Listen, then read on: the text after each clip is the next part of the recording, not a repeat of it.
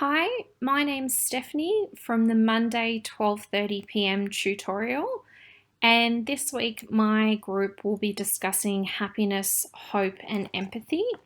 I'll be taking the second reading from this week's presentation and tutorial topic.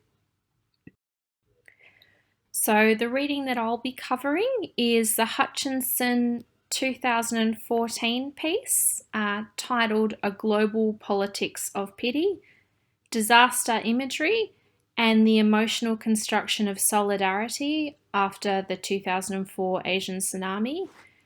During my presentation, I'll be going over the purpose of the author for this piece and their understanding and why it's important to look at this event through a sociological lens.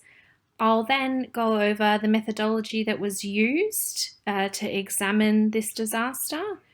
I'll briefly then give you the details of the events from the 2004 Asian tsunami, and then finally I'll go over the New York Times images that the author used.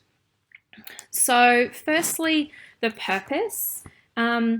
The Hutchinson wanted to discuss the impact of the dominant tsunami imagery evoking solidarity between Western and Asian cultures and the impact around the world, and how those images then in turn basically had a link or a causal link to high levels of donations for the event for aid. This is one of the highest donations in modern history that has ever been received. Now, further on to the methodology used. So Hutchinson used an interpretive method for these images. They looked at the New York Times newspaper as the primary piece of evidence, and basically using New York Times as a good standpoint in the Western media culture. It's widely accessible, although it is Americanized. It is a very prominent newspaper around the world and very easily accessible. It also is very representative of other newspapers of that caliber and time, particularly representation of Western society. So the tsunami event occurred on Sunday, the 26th of December in 2004. It was the Indian Ocean earthquake and tsunami. The tsunami was just over 5,000 kilometres from end to end, and it struck the coastline of 14 Southeast Asian countries, not only devastating the land and the surroundings, it also killed 275,000 people from across 50 countries. Not just the death and the injury toll and I guess the impact to the land, millions of people had their livelihoods affected, their businesses washed away, homes destroyed, and basically losing everything. From this point, because of the imagery that we'll be examining shortly, $14 billion in aid was donated internationally. A lot of these images evoked emotions, and this is what Hutchinson wanted to look at. These emotions in the viewers then in turn wanting to donate aid and funds to the victims when these are people that they had never met before. And why was this circumstance so powerful? So I'll take you to the first image. This is of a mother at a hospital in southern India, and this is basically her amongst the dead with her children. In this image, there nearly 3,000 people had died in that particular state, and obviously shows a woman in such distress. Now, Hutchinson argues that these images, this image and the next four, show a Western view of the developing world, and they particularly represent a catastrophic, spectacular event that is not quite touched by everyday lives.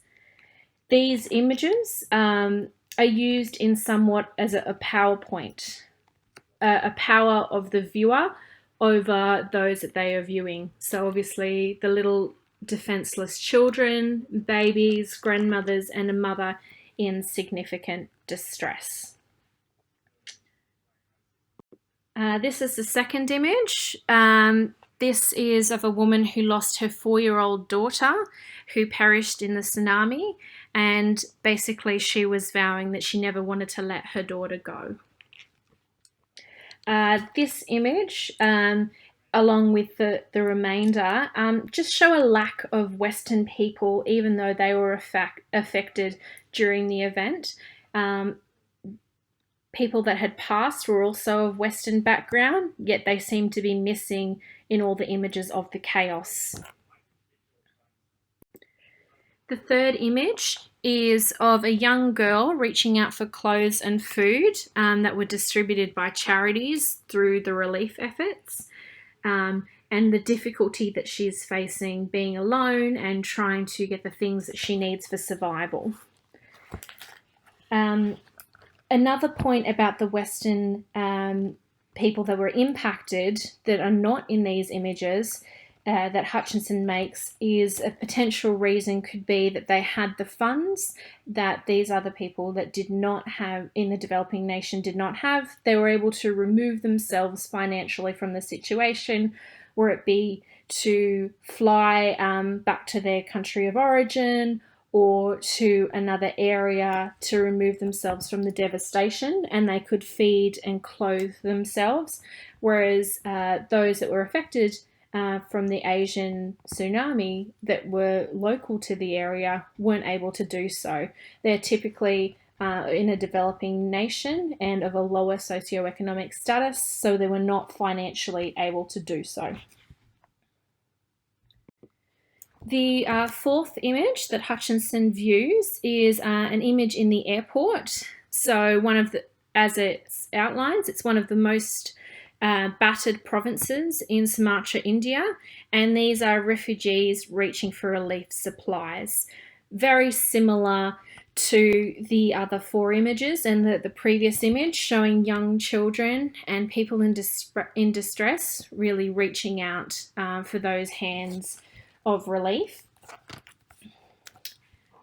And very much Hutchinson argues the stereotyping in this situation of provoking people to donate money, and those funds are helping those that are reaching out. So in a way, the hands that we are seeing in this image are representing those people that are donating and having the power over those with refugee status.